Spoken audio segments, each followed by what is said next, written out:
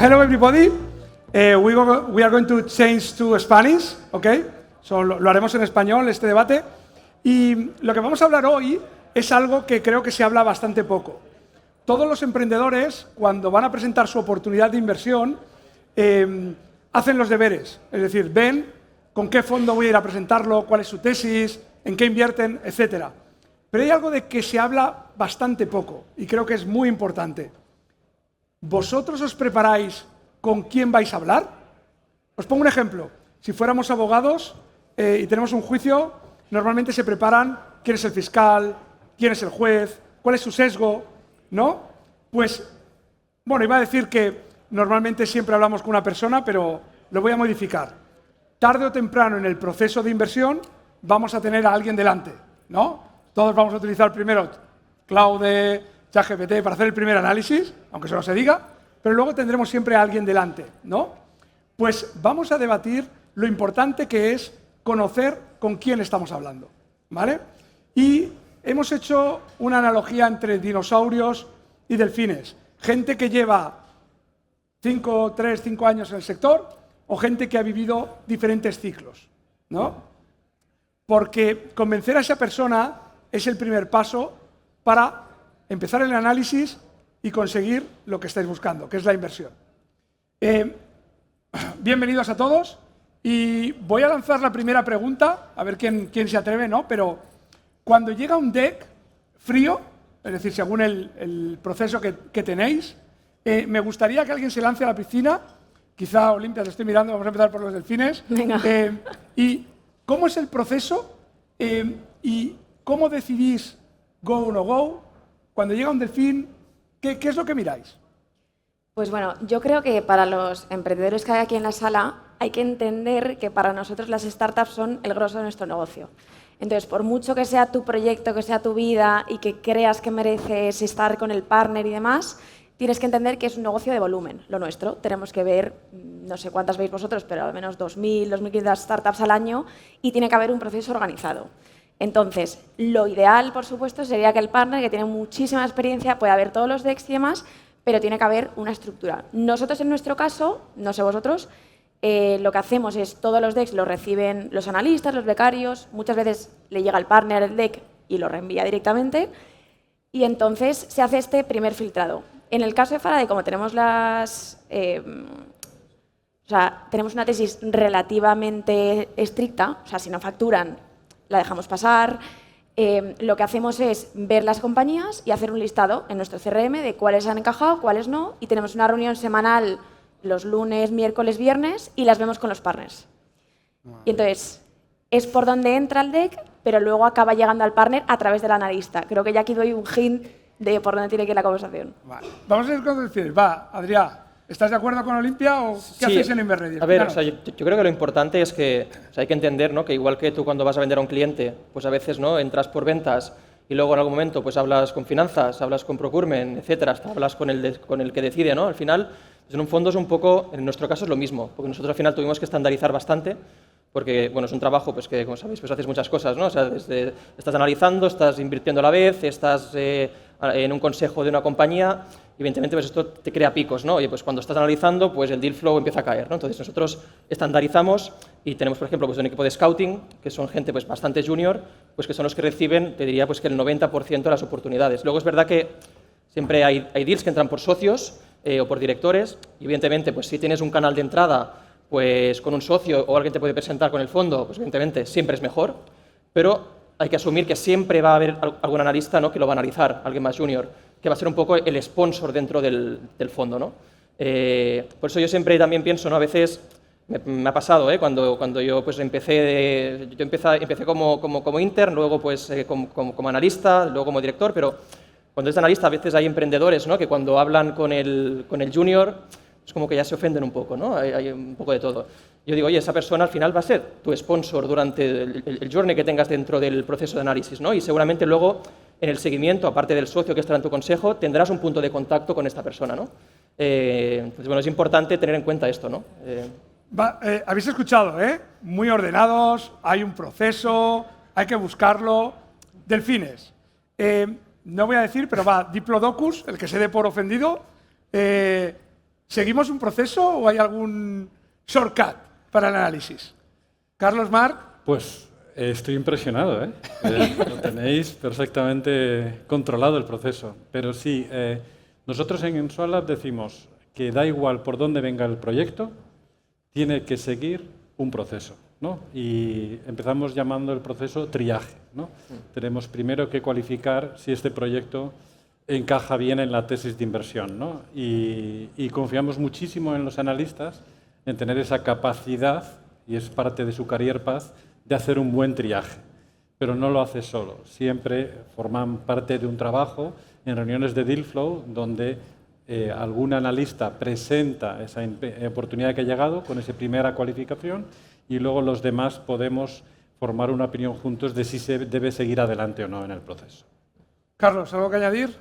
En el caso de Encomenda, esta fase de triaje la hace el director de inversiones, no el analista. Es decir, al final Encomenda somos de los fondos que reciben más deal flow en España, recibimos más de 200 al mes, de los cuales pues hay como 80 que me siguen llegando a mí, otros 60, 70 que llegan a la web y otros 70, 80 que capta director de inversiones y analista. Entonces, en este caso, venga de abajo, venga de aquí o venga de arriba, pasan por director de inversiones, que es Mario Blasesco, ¿vale? Y entonces ahí se reparten 2, 3 analistas, donde también tenemos otra persona senior que es Jacobo, y el director de inversiones, o sea, 2 personas de 35 años, intervienen ya en la segunda llamada. Y el sponsor no va a ser tanto el analista como lo va a ser Mario Jacobo.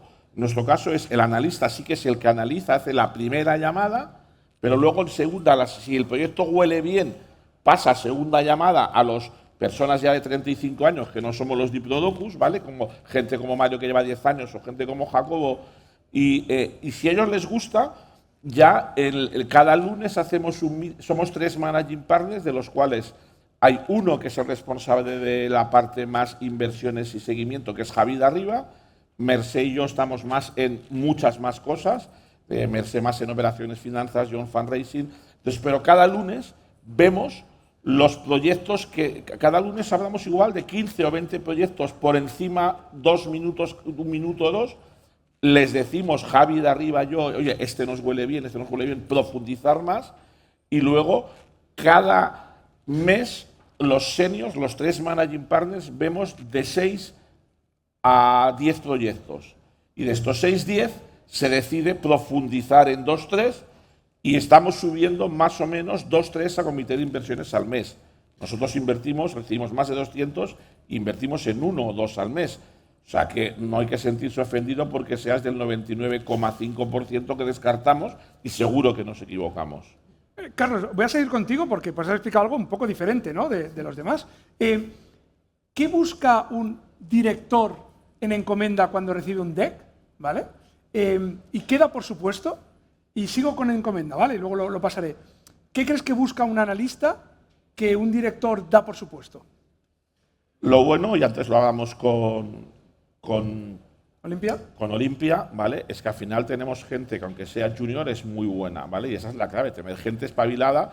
Y yo creo que está muy claro lo que queremos. Al final, en Encomenda, como invertimos en Presid, 1/3 de las inversiones, 1/3 en compañías que facturan pocos miles, lo primero que miramos son personas y lo segundo son mercados.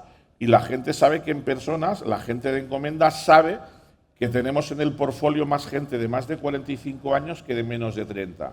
O sea, en Encomenda estamos invirtiendo 2/3 de las inversiones en tíos de 40 para arriba, ¿vale? Que es la segunda o tercera compañía que monta. Entonces el equipo lo sabe. Sabe los sectores que nos gustan más, sabe los sectores que no nos gustan. Hablamos de lo que le gusta o no le gusta al comité de inversiones, que forma parte de la estrategia. Entonces, y el equipo lo sabe. Y Mario siempre está inculcando, cuando viene una cosa, con el equipo trabaja interactivamente, pero es que el propio Mario ve, entre Mario y Jacobo, creo que deben ver entre 80 y 100 de los 200 proyectos que llegan, los llegan a ver el senior. O sea, que ven, Mario hace cada día 2, 3, 4, hacen muchas llamadas los seniors, no solo los analistas, que no son los diplodocus, no sé cómo llamarlos. Tú hablas de los dinosaurios y de los delfines, pues al final los de 35 con 10 años de experiencia tendrán una capa media que no tiene qué nombre llamarle. Marc, en SWOT Lab, cuando a ti ves un deck, ¿no? en primera fase, ¿qué das por supuesto que crees que tus compañeros, quizá más delfines, no dan por supuesto? Yo te preguntaría si miras el deck cuando lo recibes tú. Siempre, siempre. Yo no. Pues yo siempre, porque además uno de nuestros principios fundamentales es que aceptemos o no ese proyecto o lo rechacemos en alguna de las fases, vamos a tratar de dar media hora de feedback a esa startup con la recomendación que haríamos para que esa empresa vaya avanzando, ¿no? Te has equivocado de perfil de inversor, te falta esto en la tesis, por estas razones no hemos podido, te recomendamos hacer X, Y, Z. O sea que a la pregunta de si lo veo, vemos todos. Nosotros organizamos todo en que todo pasa por ese triaje, hay una reunión semanal de Deal Flow donde vemos todos los proyectos y están todos los partes y todos los analistas, se asigna el proyecto que encaja en una tesis de inversión a un partner y a un analista y es un trabajo de dupla donde vamos progresando con primeras llamadas, primera toma de datos, entrevistas, etcétera, para llevarlo a un Evaluation Committee. Y ahí se presenta, es la puerta previa, la sala previa al comité de inversión, se presenta esa propuesta por los founders, con una preparación previa que les ayudamos a hacerla, y se decide si hay un go o un no go con un primer scoring. Cuando pasa ese scoring, lo primero que esperamos de todos los partners es una lista de preguntas que ese partner y ese analista refinan y trabajan con los founders. Si pasa ese test, está listo para un investment memo, para ir a un comité de inversión formal y tomar una decisión de inversión o no. Adrián Olimpia, algo que hagáis diferente, que no hayan contestado. Estamos, en confianza. ¿Qué se puede decir? ¿Cuál es el tip para...? Por cambiar también un poco el sentido de la pregunta, creo que cuanto más junior versus senior, es que nosotros es verdad que estamos un poco entre medias, ¿no? Sí. No somos recién llegados, que nos llega un deck y es como, ¡guau! Esta es la mejor idea que ha pasado por España en la vida. Pero creo que un analista, una persona junior, tiende mucho a leer un deck intentando pensar en los motivos por los que va a ser un éxito este proyecto que está viendo y, en cambio, un senior está mirándolo desde un prisma de por qué este proyecto va a fracasar. Porque tiene como, ¿no pensáis? Está bien. Ahora No, adelante, Mar. Pues, no, por favor, termina tú. No quiero interrumpir. Pero es que es verdad que en Faraday, como ya os digo, somos muy agnósticos en cuanto a sector, en cuanto a modelo de negocio. Entonces, no considero que haya nada en lo que el founder o el analista se fije que diga, uy, el mercado es muy pequeño, muy grande, porque como creemos que puede haber grandes proyectos en nichos o en mercados gigantescos, no diría que el deck es un filtro donde puede haber malinterpretaciones. Me has ayudado, Olimpia, a pasar a la siguiente fase, ¿no? Es decir, hemos hablado del primer filtro, ¿no? Cuando llega, he visto que todos son muy ordenados. Carlos ha dicho que quizá... No, yo no lo soy, pero lo es Mario. ¿Vale? Yo soy el aeropuerto de Frankfurt. Llega, va. Yo no... Solo me lo miro si me lo envía alguien como Marco o alguien como tú. Si tú me pasas un pedido, tú me pasas, ahí sí que me lo miro. Has tocado un punto... ¿Vale? Y si me lo pasa un LP mío y me dice, mírate esto con cariño, porque al final el LP, no nos olvidemos, es mi cliente, no es el emprendedor, ¿vale? Pues entonces me lo miro yo, ¿vale? Y luego ya lo paso a Mario y digo, Mario, viene de un LP, viene de Sergio. Entonces significa que ya no van a la lista, ya se salta la primera reunión y va a la reunión del junior partner del Mario o de Jacobo, ya se salta al analista en este caso. Pero voy a concluir en la primera parte. Adrián ha dicho, oye, alguien se ofende por ser el analista. No, porque es su champion dentro, ¿no? Luego, todos seguimos un proceso, o sea, da igual que vayas arriba o abajo, bueno, ha matizado un poco Carlos, pero nos podemos llevar el learning de que, oye, hay que conocer con quién hablas y todos tenemos que pasar por el analista. Pero voy a pasar a la segunda fase.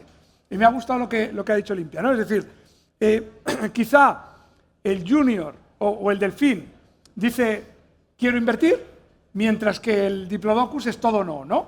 Pero, entonces, ¿es mejor convencer a alguien que no tiene tanta experiencia en un sector, en un vertical, porque le puedes demostrar que eres diferente?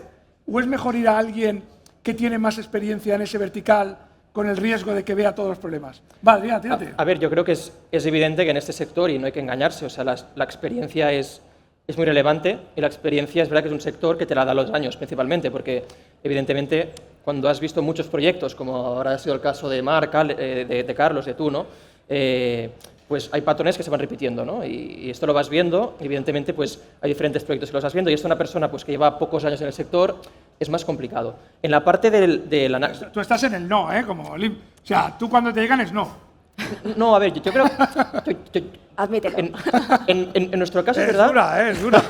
Es verdad que en nuestro caso, o sea, cuando decidimos si invertimos o no, es raro que hagamos una operación que alguien del equipo tenga una opinión muy en contra, ya sea analista, sea socio, es raro que esto pase. O sea, tengo que concluir que tiene que haber unanimidad. No 100%, pero tiene que haber una opinión muy negativa para que no se haga un deal. Si solamente una persona del equipo, en nuestro caso, pues del comité de inversiones, entre socios, director, analistas, pues estamos todos en el comité, esto es importante, estaremos unos 5. Es raro que una persona, si haya algo que no vea, ¿no? Y que los otros en su conjunto sí, porque en teoría es una operación que entra en tesis, ¿no? Intentamos que sea así, porque luego es verdad que en nuestro caso hay fondos que son diferentes, ¿no? Oye, pues igual en el mismo fondo pues hay diferentes directores, diferentes socios y cada uno pues llevan sus participadas y oye, pues uno ve más las suyas y el otro más las otras. En nuestro caso no, porque luego cuando hay que tomar decisiones pues de follow-on o lo que sea, las tomamos en conjunto también, ¿no? Entonces sí que intentamos que haya un consenso y sí que es verdad que la opinión, o sea, y también somos un fondo que en nuestro caso en Inverready pues los analistas opinan también en el comité de inversiones. Marc, voy a hablar de SwanLab. ¿Es igual? ¿Tiene que haber consenso o hay un poquito más de guerra en las decisiones? En nuestro caso hay muy pocos deals donde haya un consenso total. Uy. Hay muchísimo debate, muy acalorado. Yo soy un provocador en el sentido de que trato de que en el equipo nos digamos unos a otros lo que el otro, el promotor del deal, se está perdiendo, ¿no?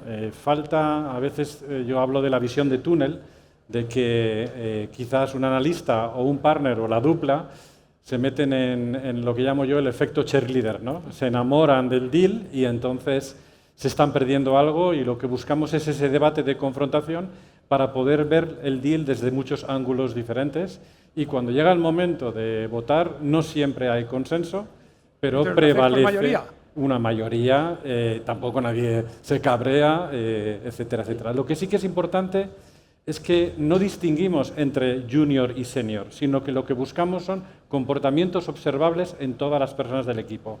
La curiosidad, la humildad, la capacidad de escucha, la capacidad de atreverse a juzgar, a criticar constructivamente, y eso lo puedes ver en una persona muy joven, pero con ese atrevimiento y esa capacidad de análisis y esa curiosidad, y lo puedes no ver en un partner experto, igual que un partner que haya visto 100 deals, hay que tener mucho cuidado, porque eso te puede hacer llegar a conclusiones demasiado rápido y que lo que es un juicio informado se convierta en un prejuicio y entonces te haga perder el punto de vista. Entonces, Marc, buscamos esa confrontación. Si soy emprendedor me está poniendo muy difícil, tengo que convencer a mucha gente, ¿no? Es decir, para que... Sí. Hay dos personas, el partner y el analista, que te acompañan. Claro.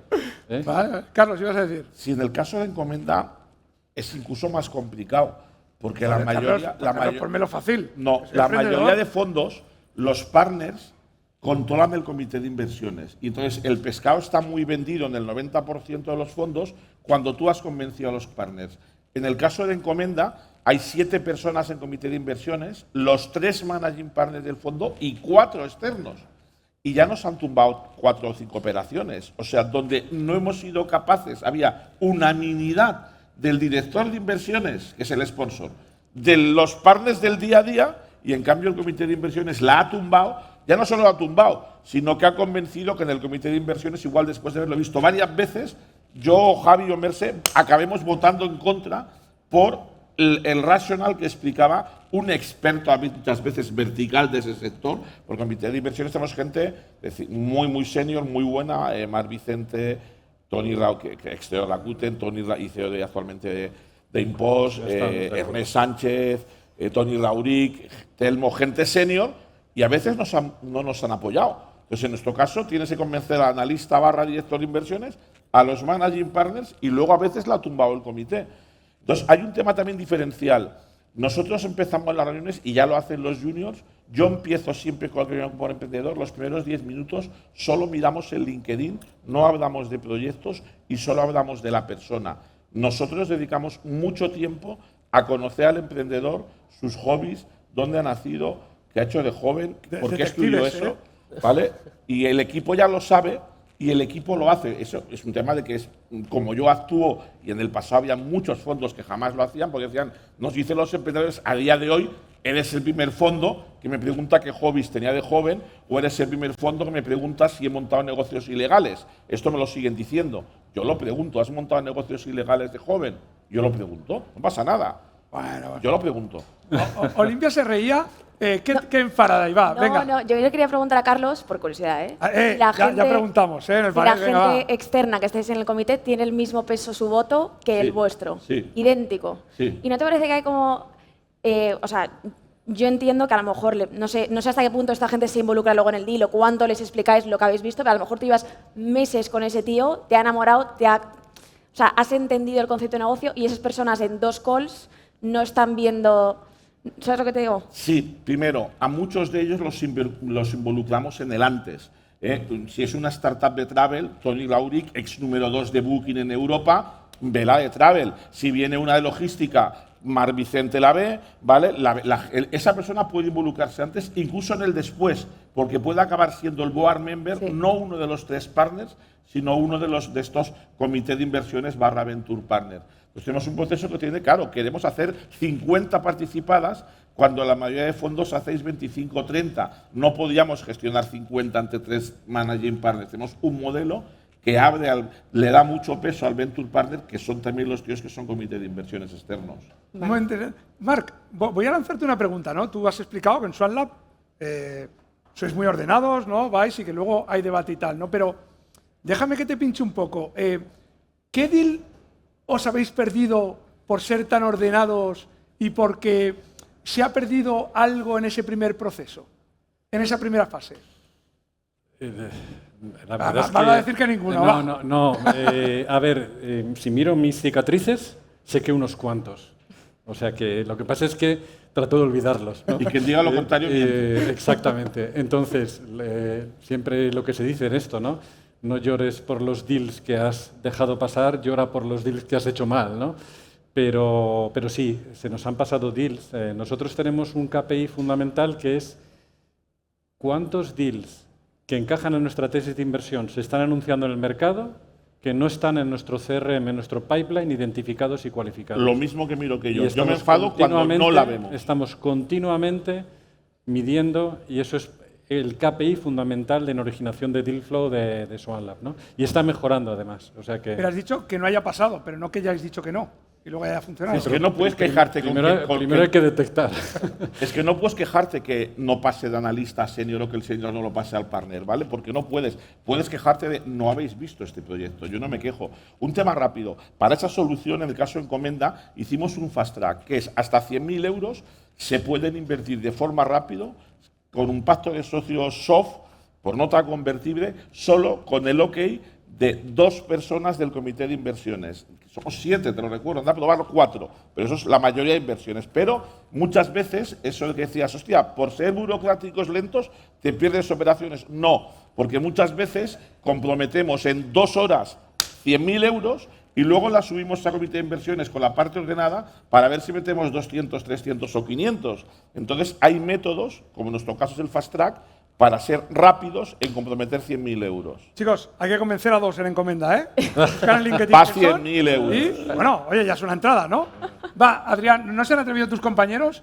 Dinos algún ejemplo que hayas dicho, yo la he luchado, lo he visto, pero el proceso me ha matado, va. Sí, a ver, es lo que decía Carlos. Yo creo que se pierden más oportunidades por la velocidad, ¿no? por ir más lento, y esto a veces nos pasa, ¿no? Yo, quizá la frustración más grande que he tenido, ¿no? Es un deal que tú lo ves, ¿no? Y que quieres convencer al socio y el socio pues no te sigue, ¿no? O te cuesta mucho pues que venga a la reunión o que lo hagas que sea más participativo, ¿no? Y esto es lo que frustra más. Pero yo creo que en nuestro caso, que evidentemente, como decían ellos, hemos perdido deals por el proceso. A veces cuando quieres ser súper esquemático que pase y, oye, pues el otro ya va más rápido y aquí hay un fondo pues que comite más rápido, ¿no? Evidentemente ahí pues todos los fondos yo creo que hemos perdido oportunidades, pero nosotros hacemos también, cada año hacemos como un check de las operaciones pues que han ido levantando rondas, se han vendido, que han noticias, para ver si las hemos visto o no. Esto es Nosotros lo que... hacemos este check cada semana. Cada si semana. sirve. Cada semana hay un informe de ella que ve todas las rondas del mercado y analiza nuestra CRM, lo compara y mira en qué fase se ha caído. Y lo medimos cada semana, con las rondas de la semana.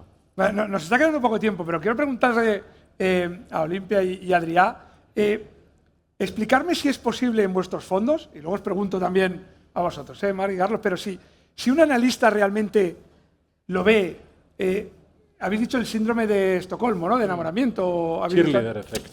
Cheerleader effect, llamado. ¿Vale? ¿Algún ejemplo? ¿Es posible en vuestro proceso, en vuestros fondos, que un analista, un delfín, se enamore de un proyecto y finalmente se apruebe con cierto recelo de partners?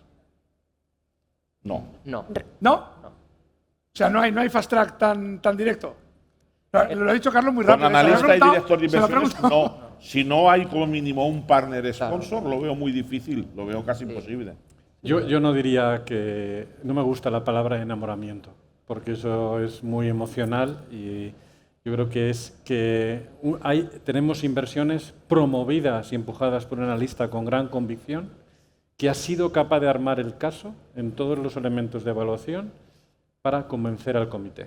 Y es más, ese es el momento de graduación del analista, es cuando ya empiezas a ver que esa persona es un associate, es un principal, y tenemos ejemplos de gente que ahora recientemente ha sido nombrado principal por esa capacidad de empuje argumentada con datos y con evidencias concretas delante de los partners, ¿no? Vale. Nos queda menos de un minuto y para concluir os voy a preguntar a cada uno de vosotros, ¿vale? Olimpia, yo te llamo y te digo, Olimpia, tengo este proyecto. ¿A quién le envío el deck? Dime qué me vas a responder. Me vas a decir, envíamelo a mí, sigue el proceso, sé sincera, va. O sea, yo te voy a decir, ve a saco a por el analista. Tráetelo de tu parte. O sea, el analista es el pichichi en este partido. Y necesitas tener a este tío de tu lado. Porque, y un poco con la anterior, no creo que sea consciente la gente de cuánto puede empujar un analista desde dentro un proyecto que le acabe gustando. O sea, un partner, en cuanto te dice que no lo ve, te va a descartar. Si enamoras al analista, llega el partner, le dice al partner, oye, lo veo por esto, y dice el partner, pues yo no por esto. Esa persona puede hacer dos cosas, o mandarte un email y descartarte, o reunirse contigo para que le expliques por qué el partner no tiene razón. Entonces, hay que ir a Pues voy a concluir preguntándole a Mar. Mar, te llamo.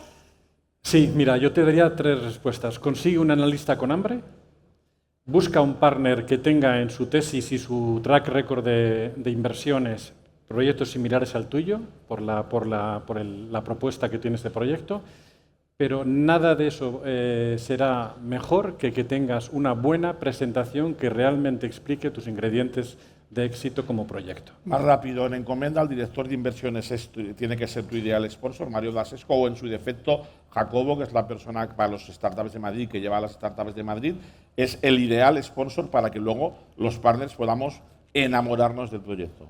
Pues muchas gracias. Espero que haya sido de utilidad y que hayáis tenido estos tips internos que normalmente nos explican y que, por favor, enviéis vuestro proyecto al analista. ¿Vale? Gracias.